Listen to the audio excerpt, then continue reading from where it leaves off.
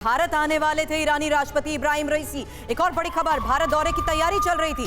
पिछले महीने ईरान के राजदूत ने इसकी जानकारी दी थी। राष्ट्रपति रईसी के भारत दौरे की ये जानकारी दी गई थी और उसी को लेकर चल रही तैयारियों के बारे में भी इस वक्त ये बड़ी खबर है, क्योंकि अब से थोड़े दिनों बाद भारत आने वाले थे ईरानी राष्ट्रपति इब्राहिम रईसी।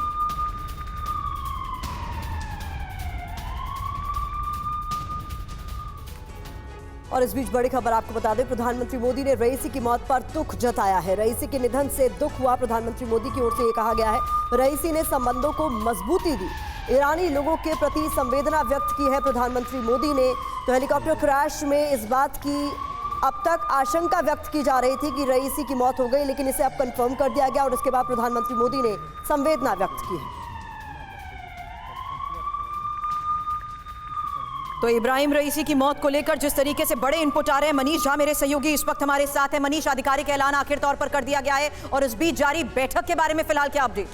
देखिए, सबसे बड़ी बात यह है कि ईरान के राष्ट्रपति के मारे जाने के बाद प्रधानमंत्री नरेंद्र मोदी, विदेश मंत्री डॉक्टर एस जयशंकर ने भी ईरान के राष्ट्रपति और ईरान के विदेश मंत्री समेत 9 लोगों के मारे जाने को लेकर दुख जताया है, क्योंकि भारत और ईरान के बहुत अच्छे संबंध हैं। हम बता रहे हैं दर्शकों को कि ईरान के राष्ट्रपति का कार्यक्रम था, उसमें विदेश मंत्री भी आते, इसी साल के अंत तक उनको आना था। भारत का दौरे को लेकर उनकी तैयारियां चल रही थी, लेकिन अब जबकि वो नहीं रहे, तो फिर ऐसी स्थिति में ईरान में क्या चल रहा है? ईरान में इस वक्त सबसे बड़ी जो उनका संगठन है, उसकी बैठक चल रही है।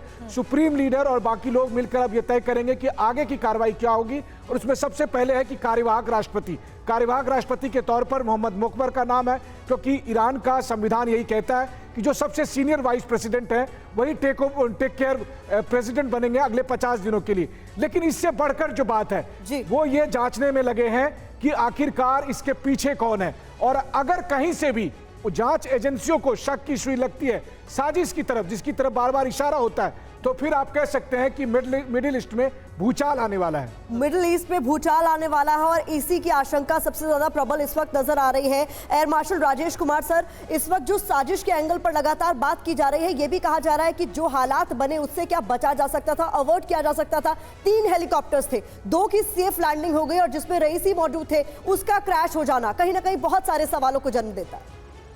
जरूर सवाल तो बहुत उठ रहे हैं, और जैसे मैंने पहले भी कहा कि ये जो टाइमिंग है, जो अगर ये या साजिश हो या हादसा हो, लेकिन जो टाइम इसका हुआ है ये बहुत ही एक नाजुक टाइम है। और जिस तरह से इज़राइल हमास की तरफ एक्शन ले रहा है और हिजबुल्लाह जो है इज़राइल की अगेंस्ट एक्शन ले रहा है, तो मेरे हिसाब से ये तनाव को ज़रूर बढ़ाएगा। और इसका जो असर है उसमें अब ये जो इमरजेंसी मीटिंग होगी उसमें ये डिसाइड होगा कि किस तरह से इस पर रिस्पॉन्ड किया जाए।